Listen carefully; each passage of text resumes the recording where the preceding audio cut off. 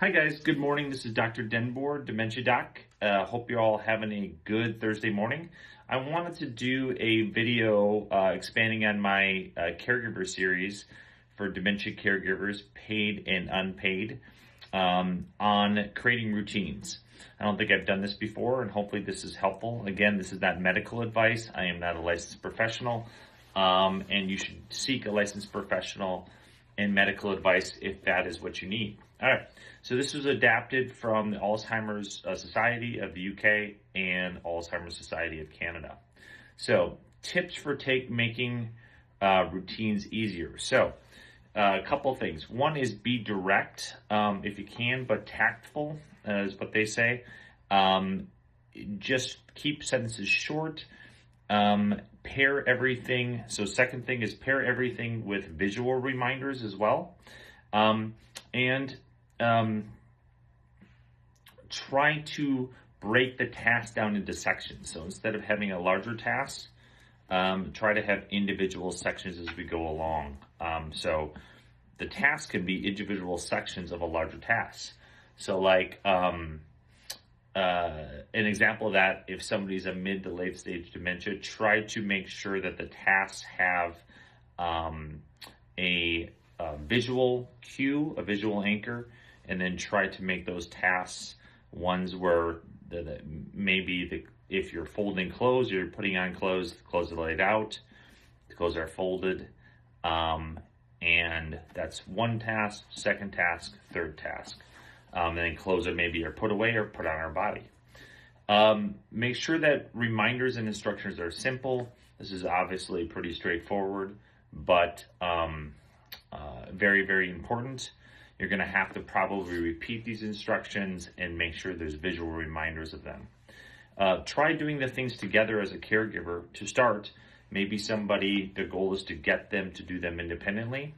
And so start with those tasks and then try to get them to do them maybe more independently over time. If there are routine things that you want to aspire them to do, try to build up that process over time. So start with a smaller task and then try to build up that process as we all go forward. So try to have tasks build upon each other. If somebody has a more advanced stage of dementia, they recommend pointing, demonstrating, guiding an action. So that's probably a good thing to do overall. Point, guide, move through an action, visually demonstrate it. You might gently guide somebody's hand over time as well, rather than simply giving a verbal explanation.